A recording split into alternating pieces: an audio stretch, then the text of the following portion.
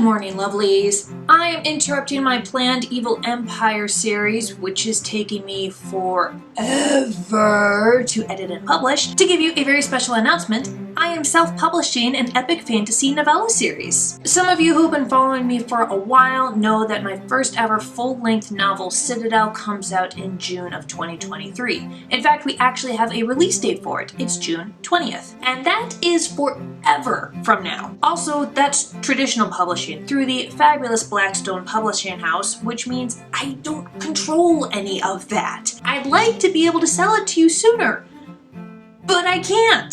So instead, I started writing an epic fantasy novella series that I could create and publish on my own time. I have some friends who are professional editors who are helping me out for dirt cheap, and that is actually making this possible. So thank you, my lovely editors, Michael and Michael. They're both named Michael. And both of their last names start with an S. But they're two totally different people. They were literally born on opposite ends of the planet.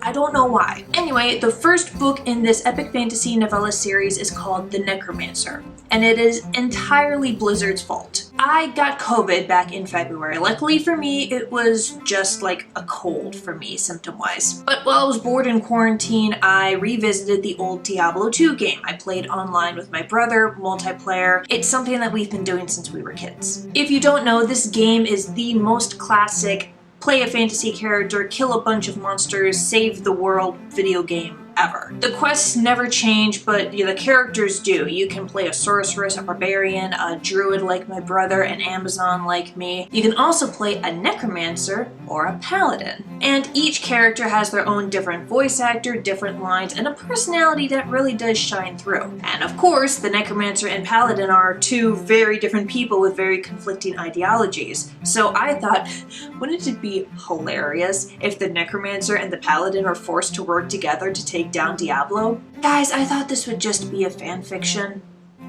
But then I wrote 30 pages of character and plot notes. Plus, I came up with a totally new world to drop them in.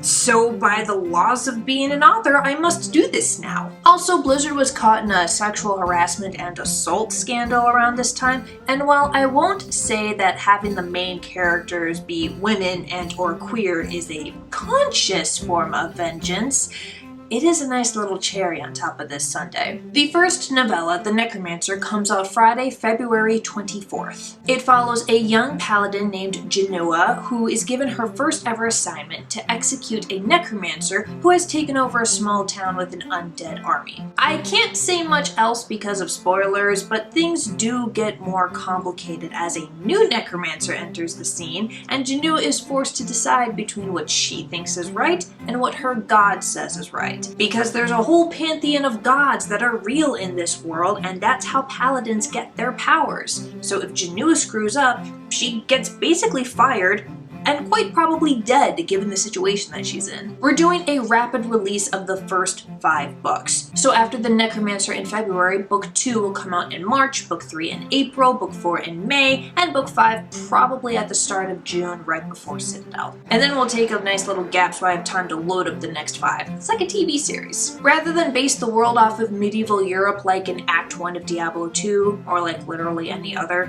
fantasy world, I decided to model it after ancient Greece and Rome. The politics, the architecture, the religion, everything except the sexism.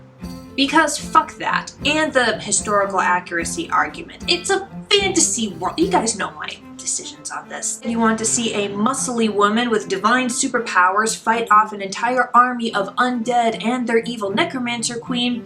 You should probably pre-order this novella. The pre-order link for Amazon is in the description of this video. I am going to try to publish this on other platforms like Kobo and Google Play and iBooks too. Again, that's February 24th. Because this is a novella, it's just going to be an ebook format. I'll look into compiling these into volumes that I can actually sell them as physical books in the next year or two. Also, patrons on my Patreon page will get early access to things like the cover reveal as well as sneak peeks and chapters chapters of this novella. No one else is getting that, so if you want some of that exclusive content, you should check out my Patreon page, linked in the description. Business returns as usual with the next video, which should be either part 3 or 4 of that Evil Empire series, depending on how quickly I'm able to edit and publish them. Which is not quickly at all. They're taking so long! I will see you next time. Bye, lovelies.